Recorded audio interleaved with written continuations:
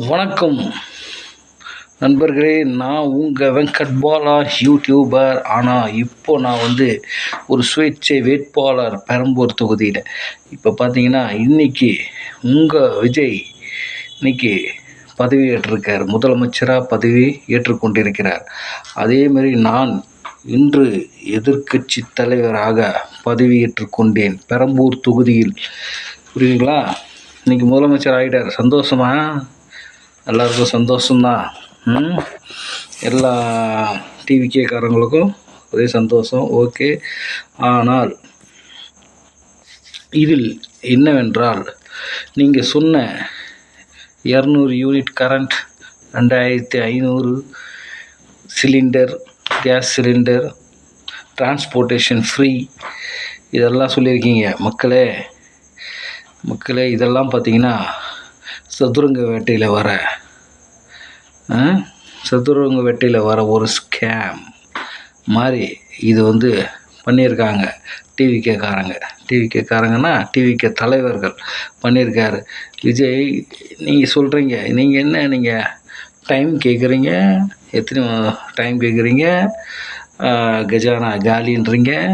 இதுக்கு முன்னாடி ஆட்சியில் எப்படி இருந்தது அதெல்லாம் உங்களுக்கு தெரியாதா? உங்களுக்கு சரி, அரசியல் ரீதியாக பேசுகிறீங்க. நீங்கள் உங்களோட மக்களுக்கு என்ன செய்ய போகிறோன்னு சொல்ல தெரியாமல் எதிர்கட்சி விமர்சிக்கிறீங்க. இப்படின்றீங்க. இந்த கரிஷ்மேட்டிக்கு சொல்ல மாட்டேன், ஒன்லி செயலில் தான் காட்டுவேன். இந்த ஆக்டிங்லேயும் இந்த படம்லாம் வேணாம். கரிஷ்மேட்டிக் ஃபிகரு, இந்த குட்டி பசங்களை கவர்றது, நண்பான் நண்பீஸ், இந்த மாதிரிலாம் ஒரு வார்த்தை இலக்கணத்தில் இல்லாத ஒரு தமிழ் வார்த்தைகள் இல்லாத இவரே ஒரு வார்த்தையை க்ரியேட் பண்ணுறது. நீங்கள் ஃபெமிலியர் ஆகிருந்தாலும் அந்த வார்த்தை ஃபேமஸ் ஆகலாம். ரொம்ப தீய சக்தி, டிவிக்கே தான் தீய சக்தி.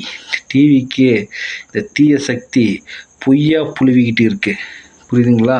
இந்த பெரம்பூர் தொகுதியில் சுயேட்சை வேட்பாளர் பி வெங்கடேசன் தான் உங்களுக்கு எதிர்க்கட்சி தலைவர். இதை நீங்கள் மறந்துடாதீங்க. இந்த இது சிங்கப்பூராக நீங்கள் மாற்றலைன்னா நான் இதில் இருக்க குறைகளை எடுத்து சொல்லியே தீர்வேன். மக்களுக்கு, எதுவும் இளைஞர்களுக்கு சொல்லியே தீர்வேன். மக்களே, இந்த மாதிரி ஏமாற்று, அதேமாரி தமிழ்த்தாய் வாழ்த்து முதல்ல பாடணும். அதை நீங்கள் பாட வைக்கல. நீங்கள் ஒரு முதலமைச்சராக அதை கவனிக்கலை. புகழினி உச்சியில் இருக்கிறதுனால புகழ் உங்கள் கண்ணை மறைத்து விடுகிறது. யாரையோ கூட்டின்னு உட்கார வச்சுருக்கீங்க. ஓகே, இதெல்லாம் உங்களுக்கு உங்கள் ஆட்சிக்கு நல்லது. இதெல்லாம் நாங்களே உங்களுக்கு சொல்லித்தரோம்.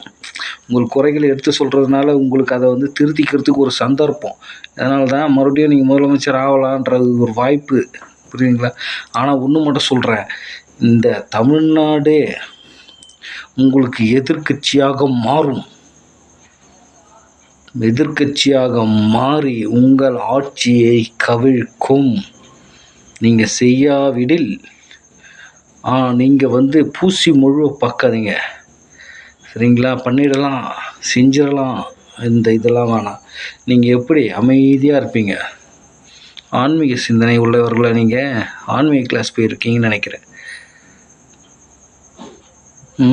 பூசி முழுவுறது, பண்ணிடலான்றது, இதெல்லாம் டைம் கேட்டு பண்ணலாம். இந்த மாதிரிலாம் நீங்கள் சொல்லியிருக்கீங்க. இந்த மக்கள் நீங்கள் செய்யலைன்னா கூட உங்களை நம்புகிறாங்க. அதனால் இப்போ ஓகே முதலமைச்சர் ஆகிட்டீங்க. ஓகே, இதுக்கு மேலே இந்த தமிழ்நாடே உங்களுக்கு எதிர்க்கட்சியாக மாறும் சூழ்நிலை வரும். இதை எதிர்கொண்டு தமிழ்த்தாய் வாழ்த்துக்கு நீங்கள் முதலிடம் கொடுக்காதது சங்கி பரிவாருக்கு சப்போர்ட் பண்ணுற மாதிரி உங்களுக்கு நடந்திருக்கு. இது மிக மிக மிக மிக ரொம்ப கண்டிக்கத்தக்கது. முதல்வர் அவர்களே, உங்கள் பதவிக்கு மரியாதை. அதேமாரி பெரம்பூர் தொகுதியில் எதிர்க்கட்சி பி வெங்கடேசன் நான் இதை தட்டி கேட்பேன். பாருங்கள். ஜெய்ஹிந்த்.